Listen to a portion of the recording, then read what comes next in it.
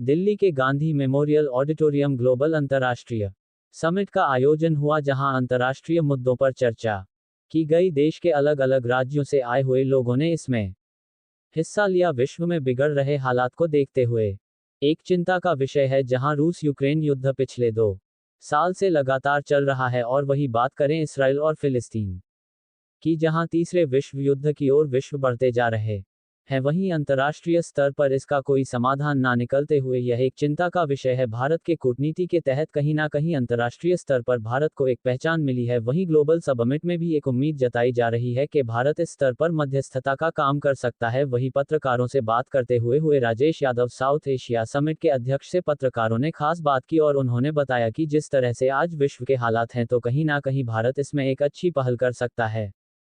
हम लोगों का सबका भाग्य अच्छा है कि देश की जानी मानी हस्ती आसाम से लेके पूरा यहाँ तक एजुकेशन फील्ड में छाए हुए हैं। महान पुरुष है, इनका आशीर्वाद मिलना बहुत बड़ी बात है। प्रिय रंजन दास त्रिवेदी जी आपके सामने हैं, मैं चाहता हूँ कि आप कुछ पूछें। डॉक्टर साहब, आज ये जो ग्लोबल समिट प्रोग्राम हुआ है, इनके किन मुद्दों को लेके, अहम मुद्दों को लेके हैं जो ये समिट किया गया है? आज का मुख्य विषय यह है कि जितनी दुनिया की समस्याएं हैं वैश्विक, चाहे भारतवर्ष की हो या कहीं और की हो, उसका निदान कैसे होगा। खासकर कि युद्ध हो रहा है, उससे पूरी दुनिया समाप्त हो जाएगी, उसे कैसे रोका जाए। साथ ही साथ बाकी जो समस्याएं हैं, बेरोजगारी की है, अशांति की है, दोषपूर्ण शिक्षा नीति की है, या फिर जनसंख्या विस्फोट की है, प्रदूषण की है, सभी के बारे में समस्या खोजने के लिए एक तरीका है। दुनिया भर में लड़ाई न हो, इसके लिए वसुधैव कुटुंबकम, मतलब विश्व एक परिवार है, और एक परिवार है, एक सरकार होगी। वैश्विक सरकार कैसे बने, एक ऐसा पार्लियामेंट हो जिसमें कि हर एक देश के लोग मेंबर हों, ताकि किसी देश को कोई घाटा ना हो, फ़ायदा ही फ़ायदा हो। इसीलिए एक इंटरिम गवर्नमेंट की कल्पना की गई है। उसके कॉन्स्टिट्यूशन क्या होंगे, जो हमारे सांसद हैं उसके अधिकार क्या होंगे, कर्तव्य क्या होंगे, इस पर चर्चा हो रही है। और यह आजकल दोनों चर्चा चलेगी, और साथ साथ देखना पड़ेगा संयुक्त राष्ट्र जो बनाया गया था बहुत अच्छे उद्देश्य से, अभी क्या हो गया है, कुछ देशों के चंगुल में आ गया है। सिक्योरिटी काउंसिल के लोग हैं, उनकी मोनोपोली है, वो वीटो चलाते हैं और किसी की बात मानते नहीं हैं। अगर संयुक्त राष्ट्र की भूमिका होती तो फिलिस्तीन और इजराइल में लड़ाई नहीं होती, और साथ ही साथ यूक्रेन और रूस में लड़ाई नहीं होती। तो क्योंकि संयुक्त राष्ट्र एक बेकार संस्था हो गई है, मृतप्राय हो गई है, उसे जिंदा कैसे करना है, उस पर कैसे सुधार लाना है, यूनाइटेड नेशंस रिफॉर्म्स की बात करनी है, उस पर भी चर्चा हो रही है। कहने का मतलब है कि फ़ायदा ही फ़ायदा है, घाटा कुछ नहीं है।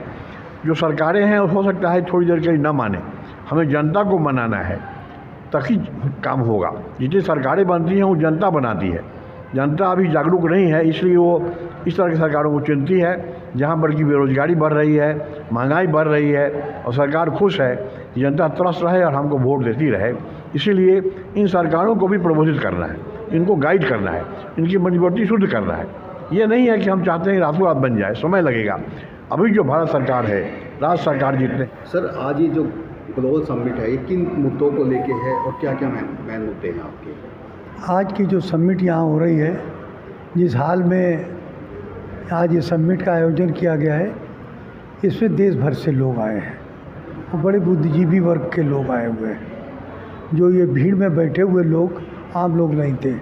आसाम से भी आए हैं, जयपुर से भी आए हैं, साउथ से हमारे कई मित्र आए हुए हैं। मैं साउथ एशियन कमेटी का चेयरमैन हूँ, तो उस चेयरमैन के नाते मैं यहाँ पर आया हूँ।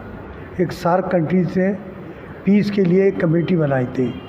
अभी काठमांडू में हमारा सम्मेलन हुआ था, विश्व आत्मा भारत गांधी की अध्यक्षता में। वहाँ हमको बांग्लादेश ने प्रस्तावित किया था और पाकिस्तान के प्रतिनिधि ने हमको सपोर्ट किया। तो ये सबके पीछे एक ही रहस्य है। 2 बार इस समय विश्व में चल रहे हैं और तीसरा शुरू होते बचा है, पाकिस्तान वाला। तो अगर ये 3 बार हो गए और किसी भी व्यक्ति ने, इन देशों ने अगर एक भी एटम बम छोड़ दिया, तो विश्वात्मा जी बिल्कुल सही कह रहे थे कि हम पंजाब तक तो सिमट जाएंगे, ख़त्म हो जाएंगे, बल्कि कुछ उत्तर प्रदेश का भी हिस्सा आ जाएगा। और पाकिस्तान अगर रिप्लाई में इंडिया ने एटम बम फेंक दिया तो पाकिस्तान तो पूरा ख़त्म हो जाएगा। पाकिस्तान या इंडिया ख़त्म होने से बात नहीं है, मानवता ख़त्म हो जाएगी, संतानें ख़त्म हो जाएंगी, आने वाला युग अंधकारमय होगा। इसको रोकने के लिए आज ये समिट बुलाई गई है। इसके लिए हम कई देशों में, अभी हमारा नेपाल में कार्यक्रम हुआ था और वो कार्यक्रम बहुत सफल रहा। 120 देशों ने उसमें हिस्सा लिया। इसी तरीके से मैं चाह रहा हूँ कि हमारा प्रस्ताव इतना अच्छा हो कि यूएन चाहता है और इन दोनों दोनों युद्धों में कोई भी दखलंदाजी नहीं कर पा रहा। ना यूक्रेन को रोक पा रहा, ना रसिया को रोक पा रहा, ना इजराइल को रोक पा रहा। अगर जिस तरह बात की, आज विश्व की बात करें, विश्व में दो बड़े देश, 4 बड़े देशों आपस में लड़े हैं, जैसे चाहे यूक्रेन और रशिया को ले लीजिए या फ़िलिस्तीन या इजराइल को ले लीजिए। मगर अंतर्राष्ट्रीय जो समुदाय है, चाहे इसको विश्व ताकत कहा जाता है, अमेरिका जैसे देश भी इसमें मौन खड़े हैं, क्या कहेंगे आप? देखिए, 2 दुकानें बड़ी हैं, एक रशिया एक अमेरिका। ये कब चाहेंगे कि युद्ध बंद हो, क्योंकि दोनों के असले बिकते हैं, दोनों का बिजनेस बढ़ रहा है, दोनों के एटम बम की बिक्री बढ़ेगी। तो ये दे नीड कि आपस में लड़ते रहो और हमारा बिजनेस बढ़ता रहे। कहाँ अमेरिका और कहाँ दखलंदाजी ले रहा है, वहाँ भी उसकी सेनाएं पहुँच गई हैं। यही हाल रसिया का भी है, डिवाइड एंड रूल। अमेरिका ज़्यादा कुछ हो रहा है, रसिया थोड़ा सा कम हो रहा है। रसिया और चाइना सब बिजनेस के लिए मानवता को ख़त्म कर रहे हैं, ह्यूमैनिटी को कर